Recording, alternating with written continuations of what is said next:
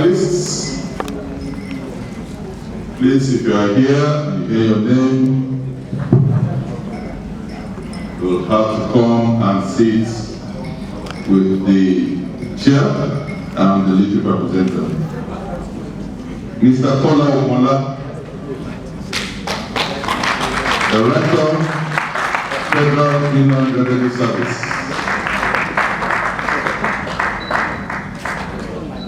Mr. Kola Okunola is my personal friend. Please give me a better round of applause. Thank you.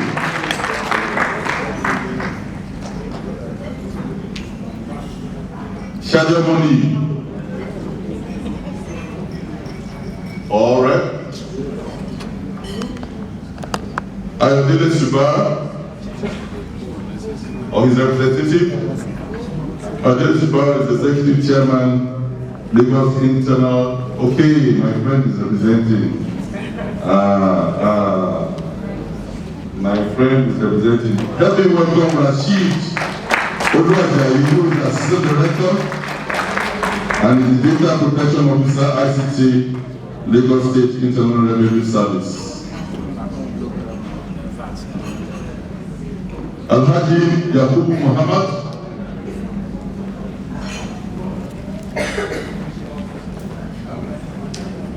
Dr. Zaid Abubakar,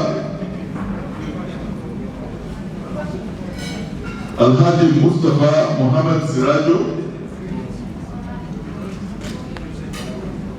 all the rest, Mr. Adekute Ademikora,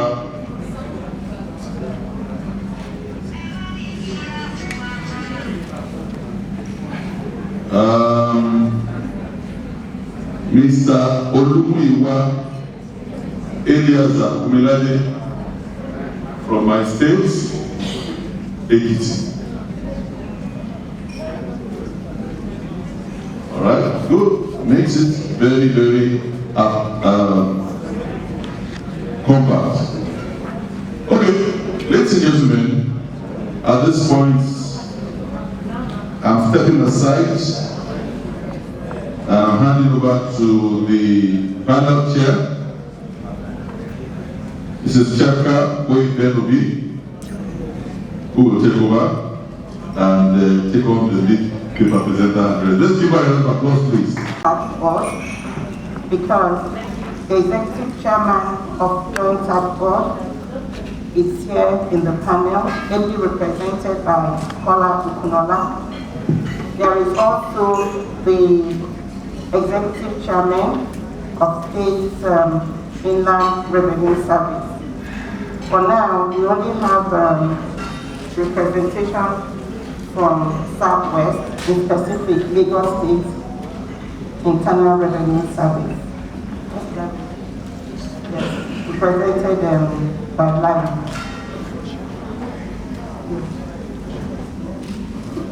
Rasheed.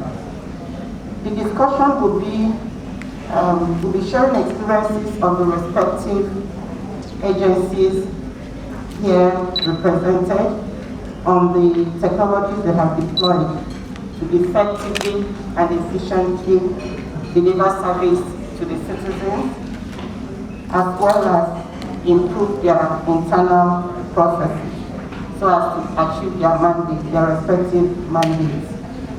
The lead paper will be presented by Dr. Zainab Gobir. We'll also share experiences of some of the challenges we have experienced and how we overcame them, as well as discuss the gaps. And therefore, we'll call on Dr. Zainab Gobir to start off the session by delivering her paper. Thank you. Thank you very much, ma'am. Good morning, good afternoon, ladies and gentlemen. I'd like to stand on existing protocols so we can move along quickly due to time constraints. My name is Dr. Zainab Gobir, and I'm here to present a paper to you in regards to use cases of technology and tax administration in Nigeria. To start off with, I would like to crave your indulgence to make this more interactive. Yes, it's a paper, it's documented, but we called it use case. So we give it real life examples, right? Life cycles, and then we go from there. So we all know currently we're in a global village. Japan is a click away. The United States is a click away. India is a click away. South Africa is a click away, and Ghana is a click away. So what does this breed for us as a nation, as in the world? It breeds instant communication, instant businesses, instant interaction, and most importantly, instant economic viability. Now, for us in the tax world, thankfully, we've been able to be very fast catching up to what's going on globally. And we've partnered up with several agencies, as my chairman had expressed in his keynote address, and we continue to grow our relationship with other agencies, major stakeholders, and the Nigerian public. However, the chairman noted something very important. No matter how good our technology is, if people don't jump on it, if people don't support it, it's not going to have a life of its own. So that's the main reason why we're having this discussion today. A lifespan of any business or human being starts from point A to Z. And three things are for sure in life. Definitely you'll be born, you'll definitely pay taxes, and you'll die. Hence, the importance of Federal Inland Revenue Service and the State Board of Internal Revenue Service and the Joint Tax Board. So here we are. Nigeria is the 5th most populous country in the world. If we want to use Economic 101, demand and supply, that should automatically translate to Nigeria being the 5th most wealthiest country in the world. However, we have some minor lapses and gaps that I know we need to fill. And in order to do that is to get our people in a basket, identify ourselves locally, nationally, identify ourselves internationally, globally. The one beautiful thing about our nation, Nigeria, is we're everywhere. Let me give you an example. We have Mr. Wale Adeyemo.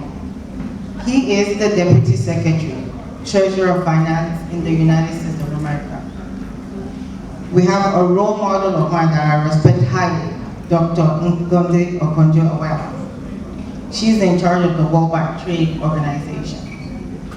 You have Hajia Amina Mohammed as the Secretary of United Nations. You have Mrs. Osareme Okolo. She's the member of the COVID-19 response team of the United States of America. And we have thousands of such. To now discuss 206 million Nigerian geniuses that are local in our country.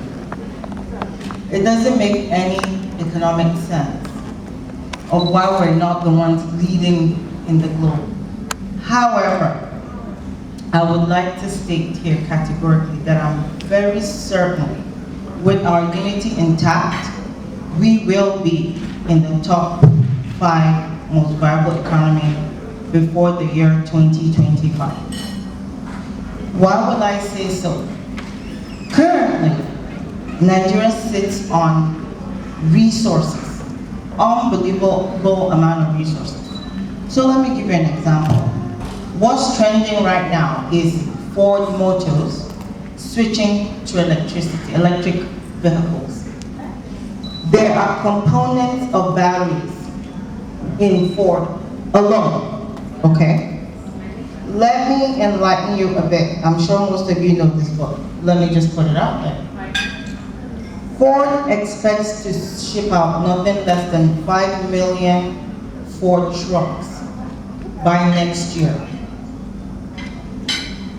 In order for them to do this, that's 5 million batteries. What are components of batteries? They are, cobalt, aluminum, lithium, magnesium, sulfur, phosphate, nickel, vanadium. Guess what? Nigeria, in lithium, Kogi, Nasarawa, Ekiti, Kwara, Rivers, Oyo, Plateau. Cobalt, Kano. Aluminum, Delta, Benue, Ekiti, Plateau, Ondo, Adamawa. Vanadium, Ondo State. Nickel, Kaduna, Plateau. Phosphate, Ogun, Sokoto, Anambra, Imo, Niger Delta, Edo. Manganese, Bauchi, Cross River, Benue, Borno, Adamawa, Kebbi, Katsina, Kaduna, Plateau, Nasarawa. That is just batteries. All the following states, our nation, our country, should be sitting on the table right now with Ford, making business decisions, collaborating, exchanging, agreeing to providing, even if it's just one. If we organize ourselves correctly, all the components can be got from us. As a matter of fact, if we negotiate correctly, they could just very well set up a plant in Nigeria. This is just one of the many trends that are going on globally. The next issue that's happening globally is gas. The world, especially the Western countries, are very low in gas due to the weather.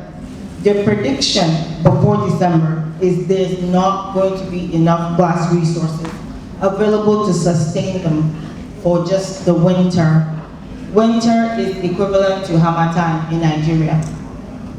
We have plenty of gas to be harnessed. The next thing is, think of a small component, even of a key, as simple as a key, iron ore. We have these resources. We're sitting on them. For me, this is a tax session, but in order for a tax organization or administration to succeed, if there's no business, there's no one to tax. We need to partner with major stakeholders, states, and the federal government. Get in a room, fashion out our priorities, and start negotiating in regards to resources, both local and international. I listed 4 major people that are resources, magnificent resources. And I said we have 206 other magnificent resources in Nigeria. That resource is population. Therein lies where the money is. What are Nigerians' demands? What services are Nigerians patronizing? What are Nigerians using telecom for? What are Nigerians using NITDA for? What are Nigerians using FIRS for? What are Nigerians consuming? What are Nigerians trade marked for? These are major elements. So you wonder why I'm saying this. I'm back to the tax pocket now. By the time we partner up with CAC, we have indigenous businesses in Nigeria. That's the first step. We have population, e-population, yes? Then we have NCC that will tell us what are Nigerians subscribing to. For example, if you're in Nigeria currently, I believe there's an American store, I don't know if it's changed, but it's called Target. You literally cannot order anything on Target online if you're from Nigeria.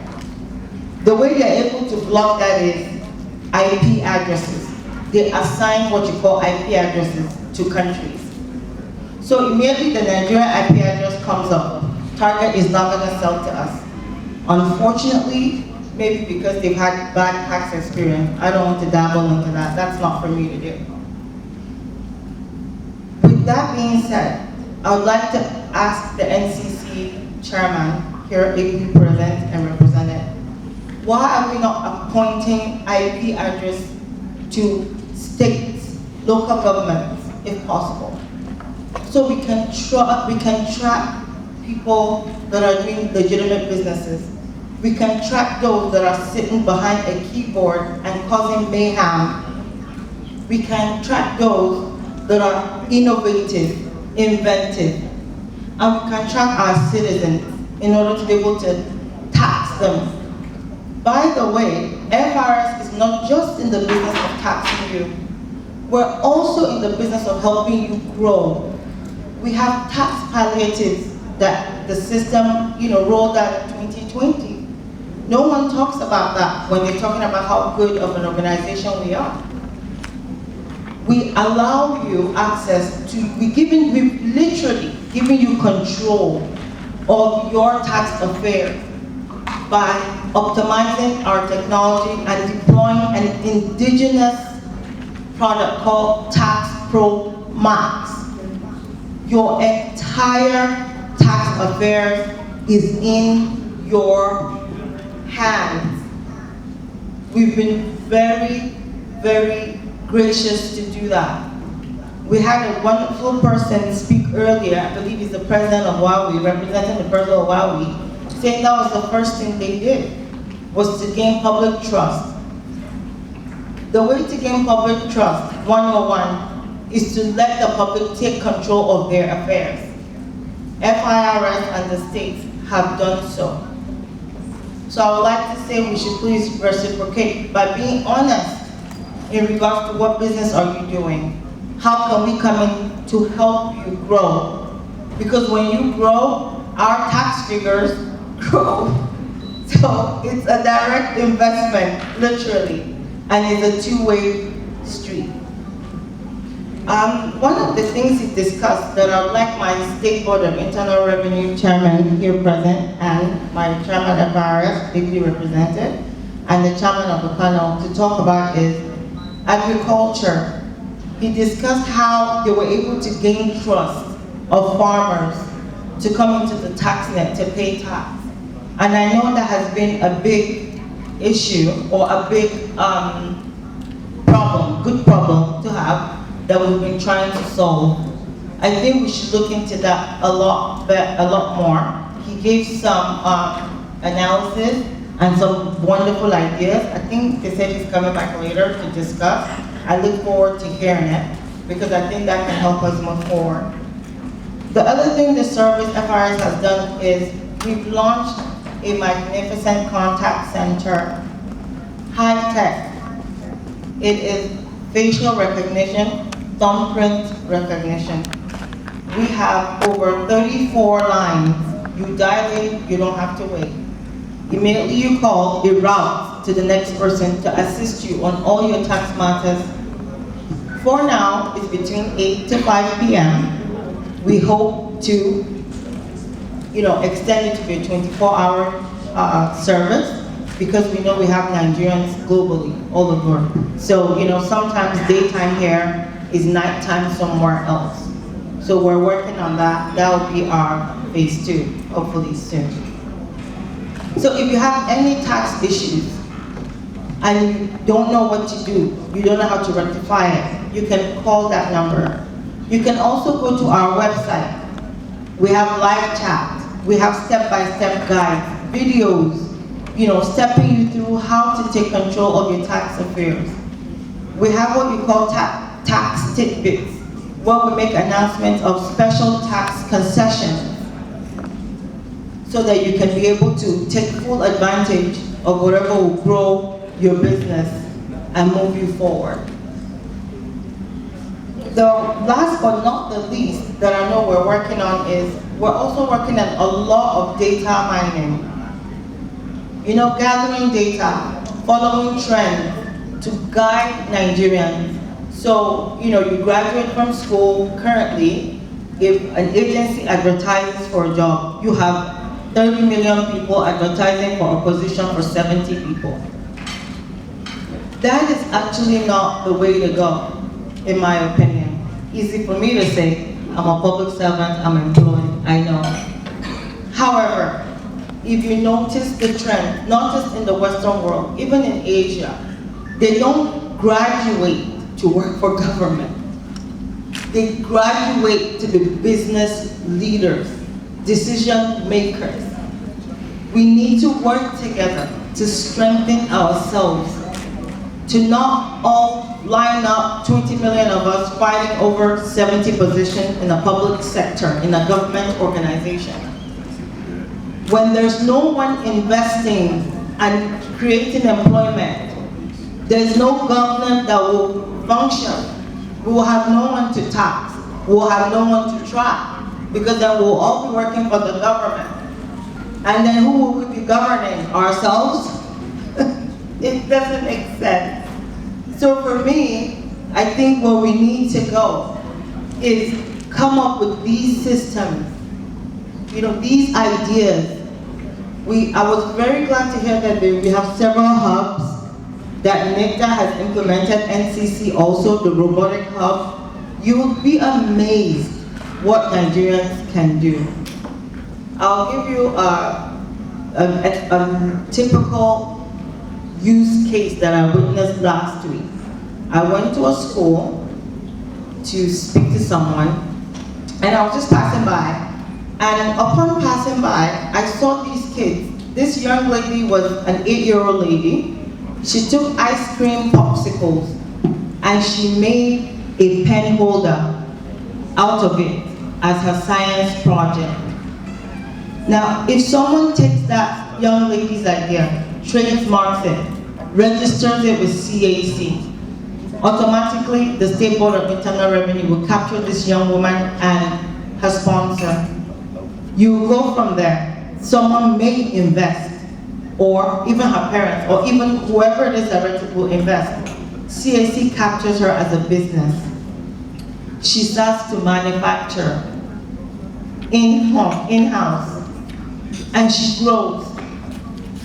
If you calculate a rate of growth at 30% for this young lady, before she's 15 at the right pace, she will be a self-made millionaire. The reason I'm sharing this in this panel is we're here to talk about tax laws, we're here to talk about what we've done, electronically wise or digitally wise for the country. But I reiterate what my chairman said, no matter how good our technology is, if people don't subscribe, it's not going to make any difference. That is why I'm giving this speech.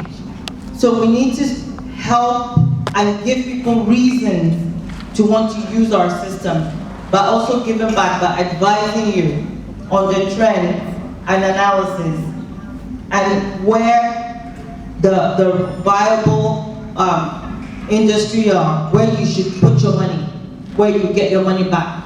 I don't know if you understand why you're flowing with me here. Because a lot of people don't invest because they don't know what to do. Okay, I have money, but I'm afraid. I don't know what business is viable. So from there, they get discouraged. And then you start to have, a ripple effect.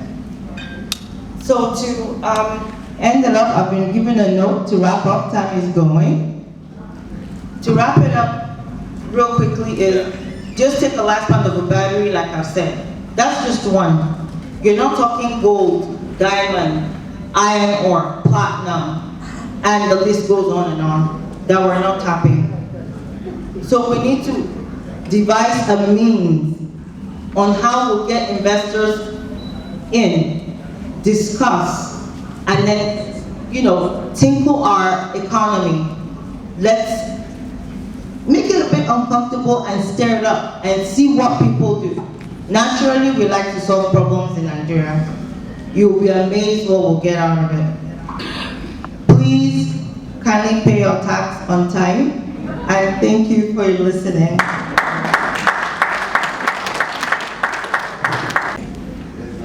I would like to call on FIRS to also share their perspective.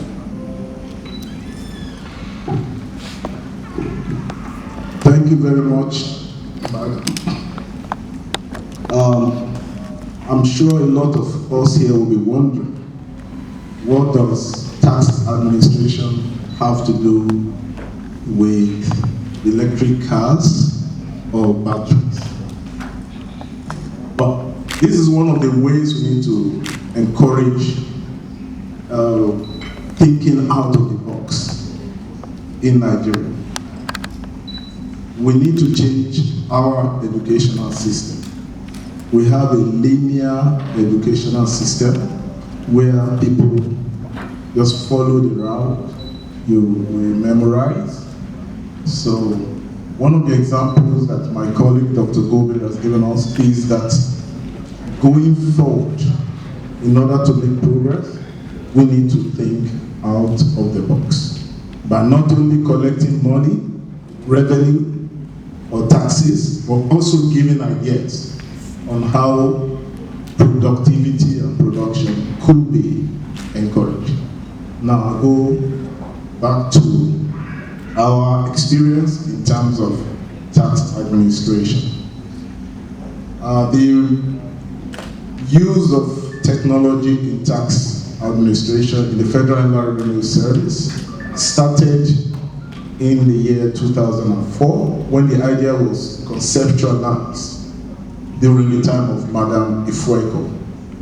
And the actual step, implementation, commenced in the year 2005, in which case we launched our, what we call Project FACT. And the flagship product was our web portal, our tax portal, FIRS tax portal. So before then, taxpayers used to bring money to the tax offices. We had cash offices and accounts in different banks. So it was difficult for the management of FIRS to track who paid what. And there were a lot of check diversions, check conversions, so that the authority, the FIRS, was not getting all the money, all the revenues due. A lot of staff and also taxpayers opened special accounts illegally in the name of FIRS. So this project was able to address that issue because now the tax authority no longer approved the collection of money. The taxpayer had to go to the bank and make the payment and through our platform. And from the desktop, the management of FIRS and all authorized personnel were able to see all the payments. So even up till now, all of the three of us here, I shouldn't know this, so I don't want you to kidnap them. They can see all the transactions, all payments ever made by any taxpayer from 2005 till date. Which bank did they pay to? From which bank? What tax type? And for what period? So, but that only addressed the collection. And the payment was not tied to assessment. Assessment was still being done manually. So I don't want to waste too much of our time. I will just jump from 2005 to 2021. Now we have our flagship product known as the Tax Pro Max. With the Tax Pro Max, taxpayers can file their returns online and also make their payments online. They can request for their tax clearance certificates and also see their tax affairs.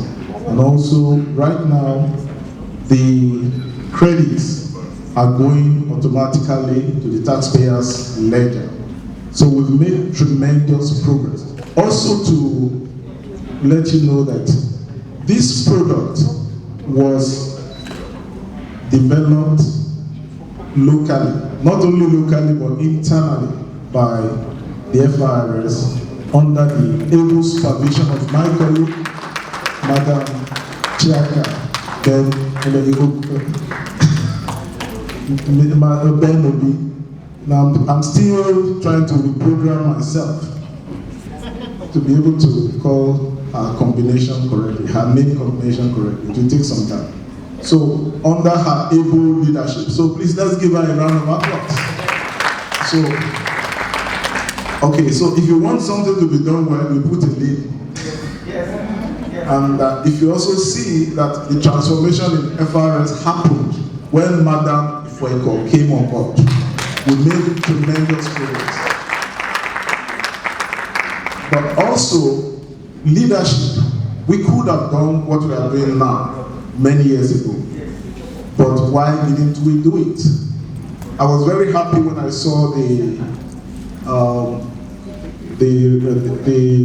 MD of Huawei from Singapore when he made the beautiful presentation.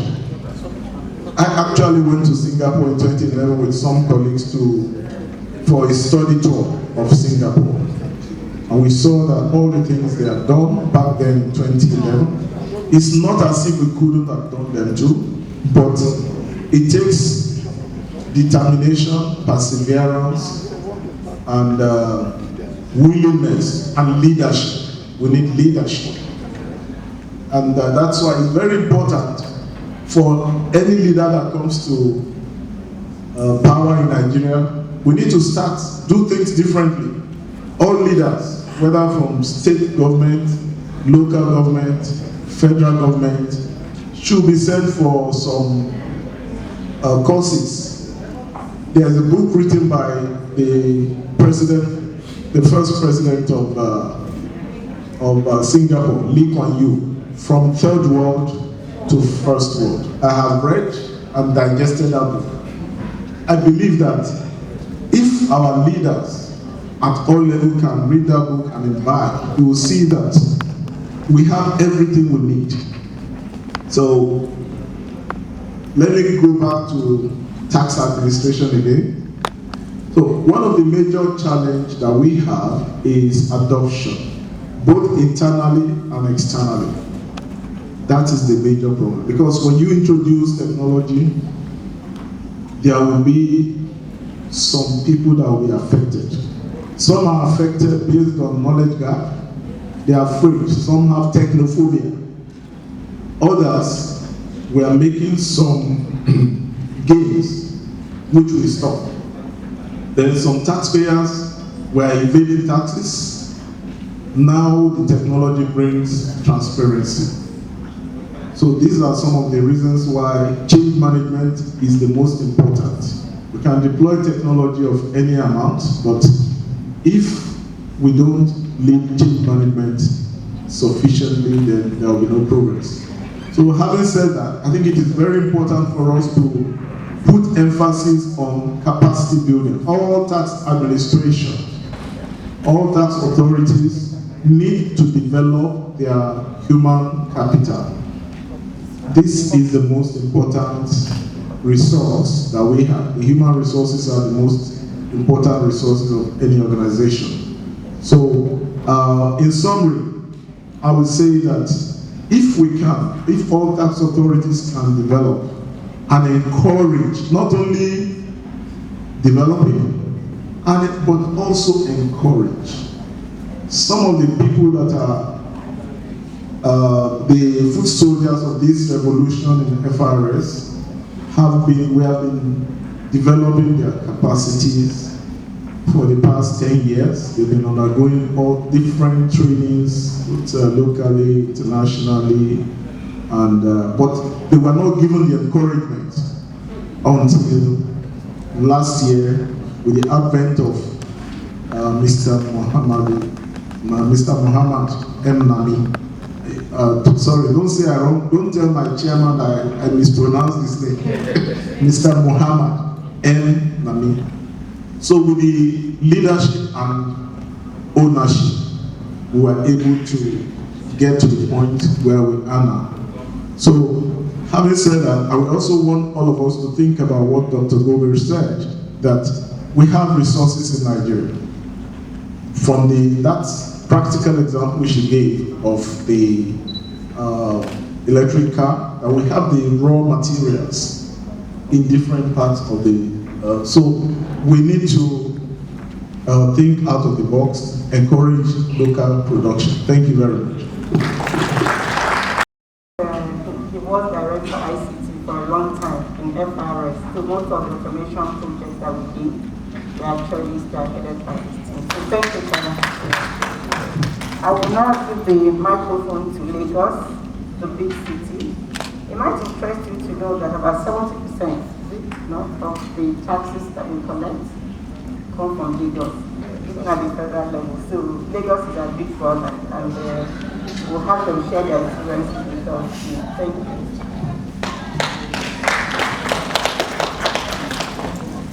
Thank you, Chairman, for that wonderful remarks. I also need to, my name is Rasheed Olu-Ajayi. I'm the Assistant Director of ICT at the Lagos Internal Revenue Service. And I'm standing in for my amiable chairman, Mr. Ayodele Suba, who is unavoidably absent. He sends his regards. This is the second time I'm attending this, and I think I should give credibility to the convener, Mr. Olu-Ajayi, and all the stakeholders. I think innovations like this would go a long way in Nigeria in ascertaining where we are in the global world in ICT and in terms of automation and digitization of products. Now, the session that was given by Dr. Goldie was quite educative and insightful. I think I was part of the people wondering when she was talking about the gold mine that Nigeria was sitting on. And I was beginning to wonder how this translates to tax administration until she said that if there's no business, then there's no taxes. Obviously, by the submission that Nigeria is one of the fifth most populated countries in the world, that also translates to Lagos being one of the most populated cities in the world. I think Lagos is second to Mumbai. So if by her submission 101 that Nigeria should be the fifth largest economic or wealthiest nation in the world, then Lagos obviously should also be the second wealthiest city in the world. Well, unfortunately, that it isn't the case, and you all know. Now, Mr. Okunola has also said that one of the problems we're having in tax administration is change management. Now, second to that is lack of viable data. Now, if you don't have data, there's no amount of databases or application that you can have in this world. Without data, it makes that application irrelevant and not viable in any way. if you also notice that Lagos is supposedly to have about 20 million residents. Now, the percentage of that we have in our taxment in Lagos State is very infinitesimal to 20 million. We can't even say we have 5 million taxpayers in our taxment in Lagos. Now, what does that tell you? Even this 5 million or less than 5 million that we have, to get them to do a logical assessment is a daunting task due to sheer lack of data. Most cases, when we're doing assessments, we're doing a best of judgment assessment. And when you do a best of judgment assessment, that assessment would inadvertently be reduced drastically because there's no logical way of assessing any taxpayer. Now, you also goes down to lack of willingness to want to pay taxes. A lot of us go to parties and give money out to organizations or to individuals in millions in the name of an ostentatious advertisements. But when it comes to doing our civic responsibilities, it becomes a daunting task for us. And I must admit, maybe perhaps it's due to lack of accountability in the past. But presently, we all know that a lot of wealth distribution has been done. There are a lot of roads that has been done in Lagos, but again, if you look at it as well, if 20 million people is applying a road that is only being paid for less than 4 million people, then you can also know or be rest assured that that road would not last very long. Perhaps you can also talk about maybe, well, the quality of the road and all that. But if there were more funds or more revenue generated by a state government, because a lot of people are paying their taxes, then more roads could have been opened up so that there will be so many channels of roads in Lagos. But if the funds are not coming in, then it also amounts to plugging up the roads, which is why there are so many congestion in Lagos. So the unemployment in Lagos, if perhaps a lot of people were employed, I can only tell you that the public service in Lagos is less than 700,000. Whereas there are a lot of individuals doing their own businesses, self-employed businesses, people who are into online businesses, e-commerce. But because of lack of data, we're not able to detect these people, which was why the agency is embarking on some kind of artificial intelligence and machine learning to be able to detect some of the commercial transactions in e-commerce that is going on. Even a lot of fintech companies are opening up.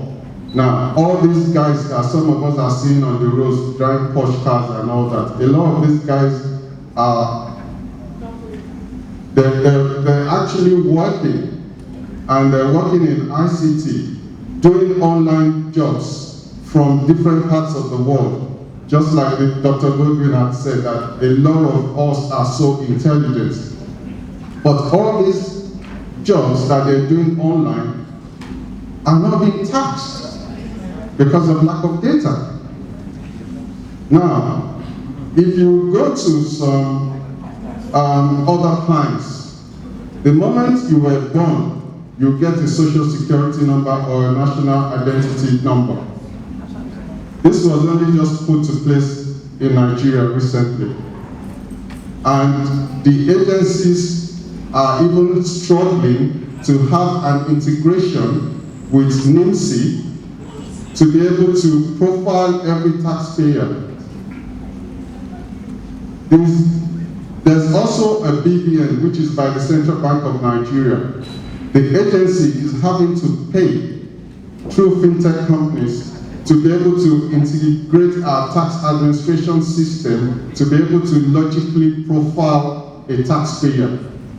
Now, there should be a synergy between federal government and subnational agencies to have unrestricted integration with all these mechanisms, like the NIMCs of national identification number, or even CAC, so that if companies are springing up and you need to validate their RC number, it will be seamless. Look at Mark Zuckerberg of Facebook. The guy is a multi-millionaire today just by sheer collection of data of individuals.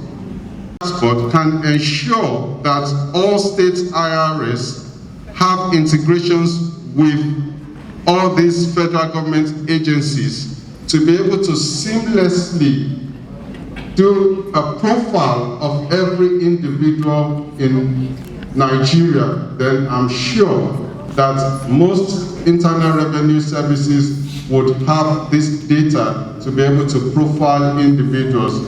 If you do a collective count, internal revenue services, and just suppose that against the 180 million Nigerians that we have, vis-a-vis, obviously those that are retired and those that are not employable, you find out that there's a disparity between those figures. So we need to have that synergy between federal government to enable all internal revenue services to be able to do a proper assessment of taxpayers and do a seamless tax administration in Nigeria. The last thing I'll say is that tax paying is our civic responsibility, and we all must do our civic responsibility. It is a law and it is something that we must abide by. Thank you. The question straight. Anyone? Contribution?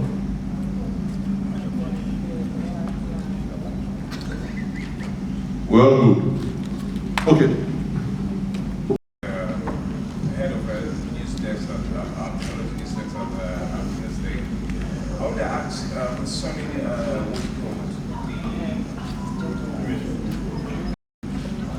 the plan to task digital platforms.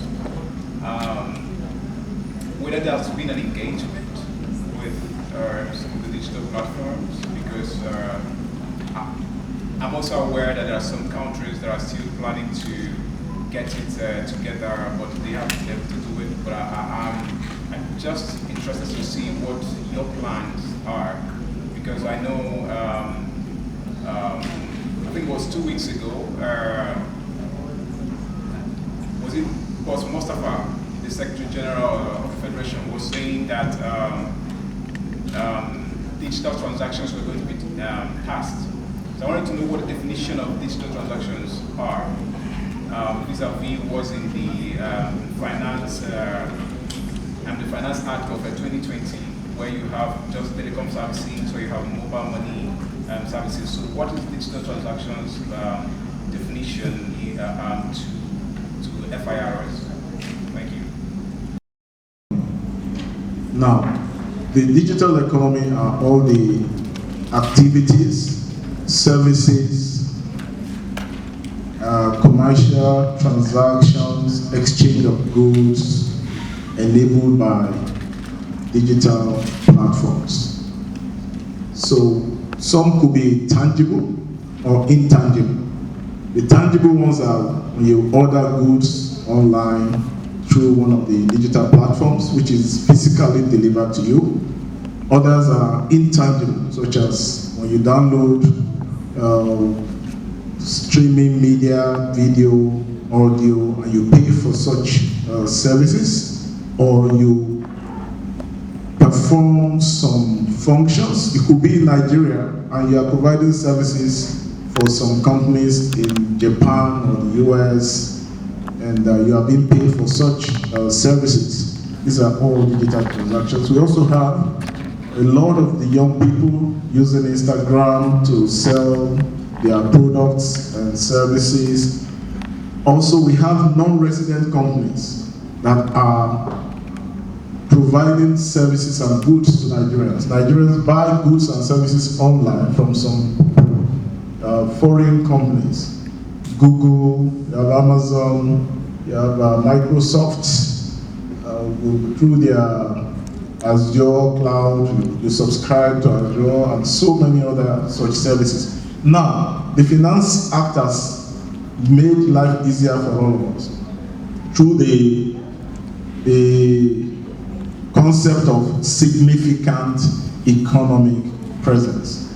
Let's start from the local one, that all companies or enterprise or individuals who transact businesses that with a turnover of 25 million naira and above in a year aggregate are liable to taxes, to pay they are liable to file their returns and pay their taxes.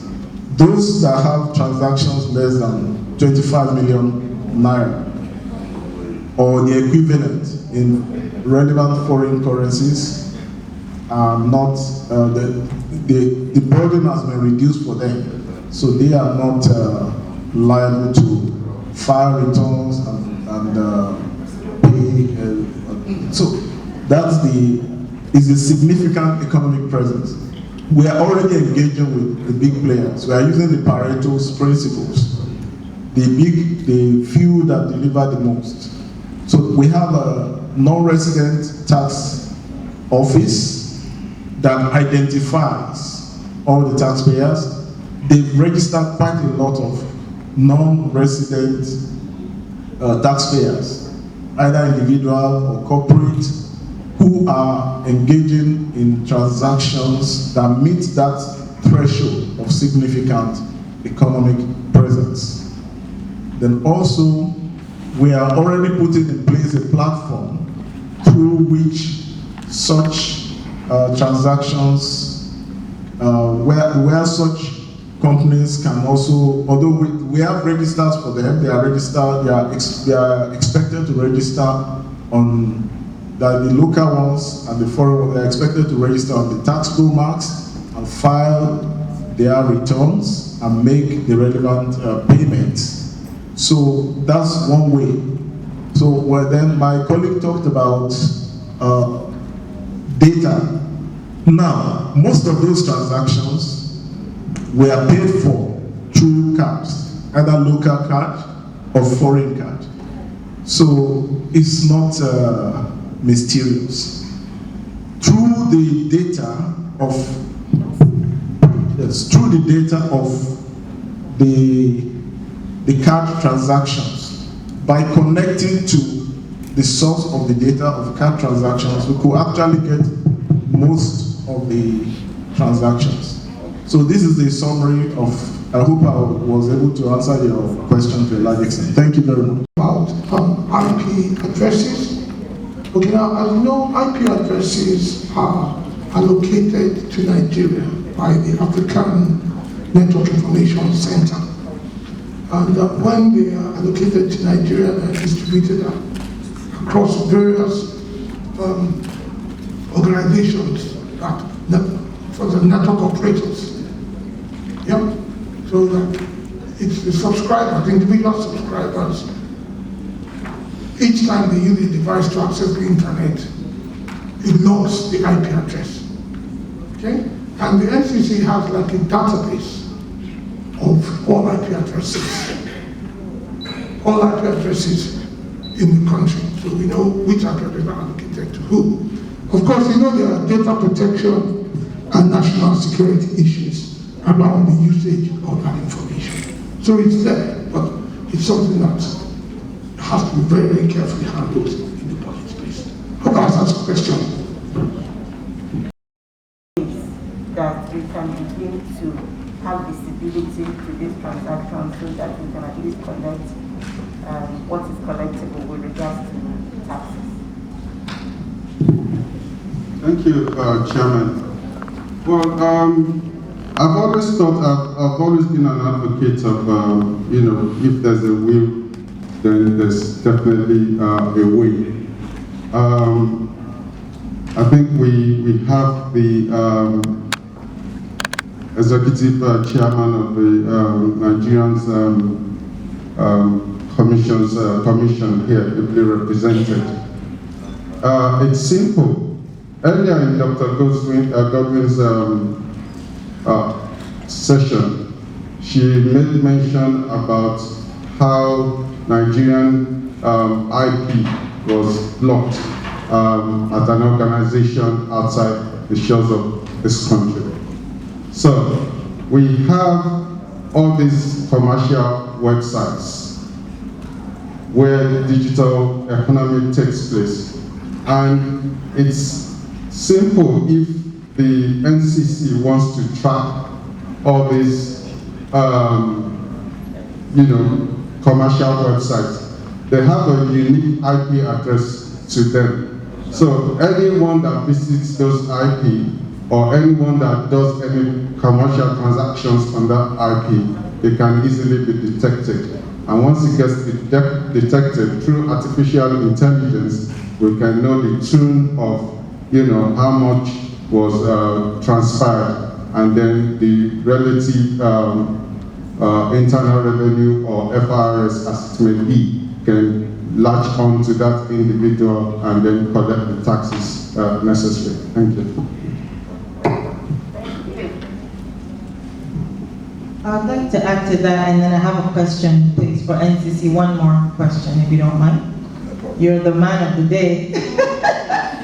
You're our data house. Just to add to what my colleague has said here is, if you remember at the beginning, I said, where are we spending our money? Supply and demand.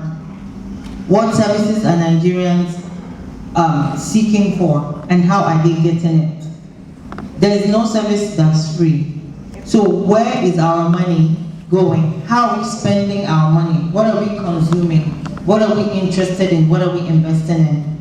For NCC, I would like to, you don't want to ask me.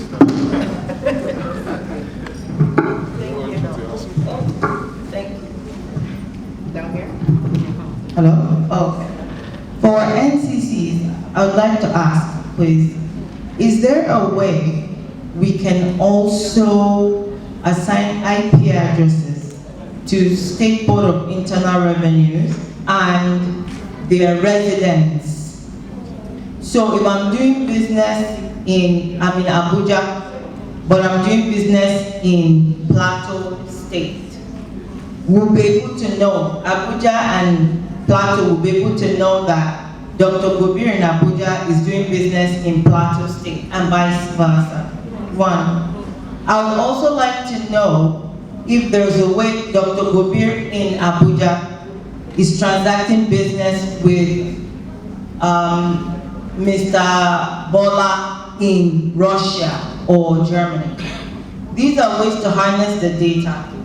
I also would like to know if we've been able to sync these business transactions with other agencies. You know, like I said, it's a circle. So CAC, right, FIRS, NCC, Nigerian Customs, Immigration.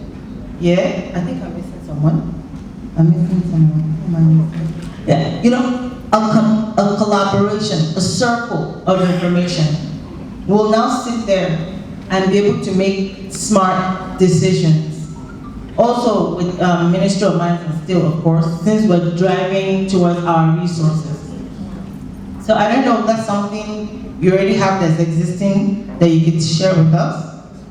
If not, is this something you're willing to embark on? The second question I have is, since you're here, we like the fact that you're here doing business in Nigeria, we would like you to maybe some of your phone products are, those natural resources you're using or accessory you're using, if you're willing to invest in Nigeria, to be able to get some of your components into your system from us. Then the third thing I would like my chairman to speak on is e-Naira, which is going to be launched tomorrow, by the grace of God. That is also very impactful on the economy and taxation. So I wanted you to speak on it a little bit for us, for the benefit of the masses. I'm also very interested in that e-Naira. As you know, has data protection, previously a national security connotations to it. Can we use IP addresses to track transactions, to trace the money for tax purposes? It's a very interesting question. I'm not sure if you're aware, but there is actually ongoing engagement between our two agencies with telecommunication operators to see how we can collaboratively work together for the benefit of Nigeria. I think because of the sensitivity of this kind of issues, it's best we deal with them in there and try and find innovative, what I would call digital economy solutions.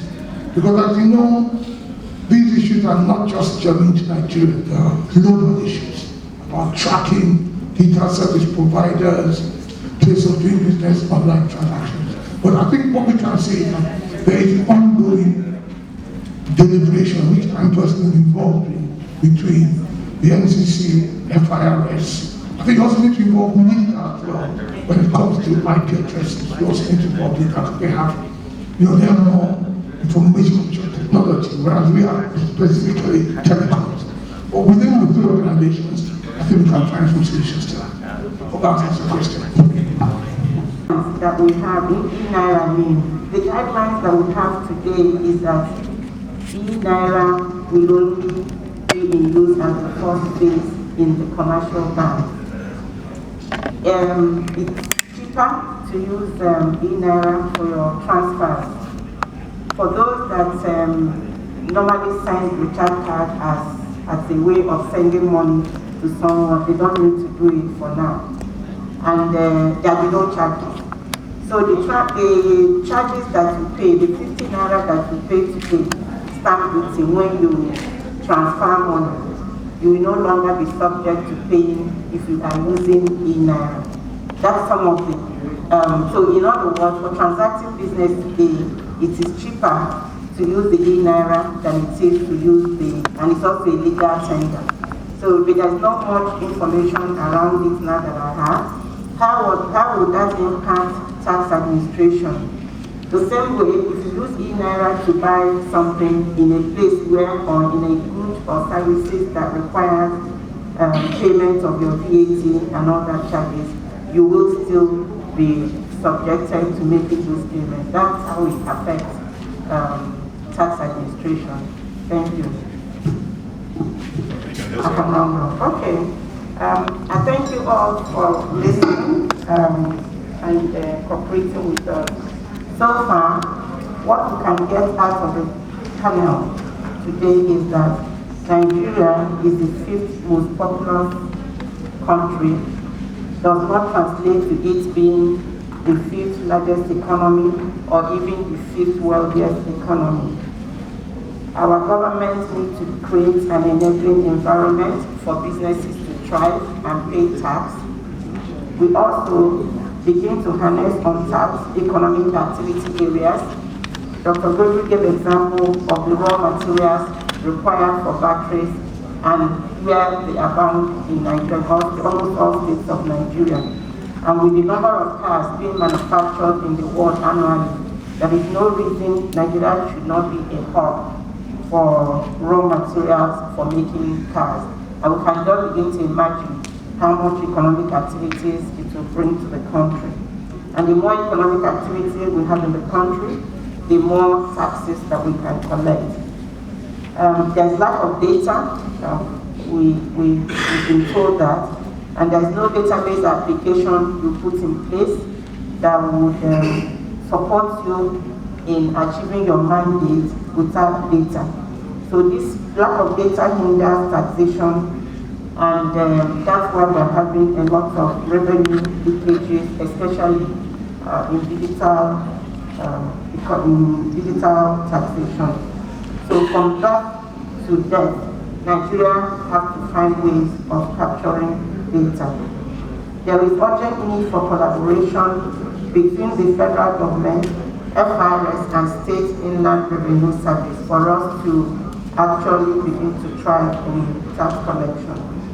Now, Lagos and NCC have been able to tell us that for digital economy, all the transactions happening from Nigeria, we can't actually be able to track those commercial sites where transactions are happening.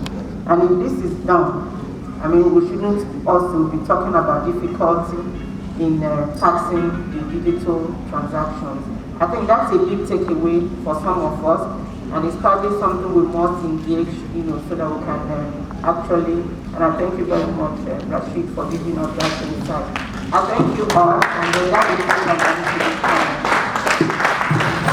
Sorry, everyone, just 1 second. I didn't want to down us, but maybe you can have a minute of silence for Dr. Dora Akunola, who invested heavily in Nigeria before she died. She lost her husband this morning. She's dead too. If you could please just pray for him.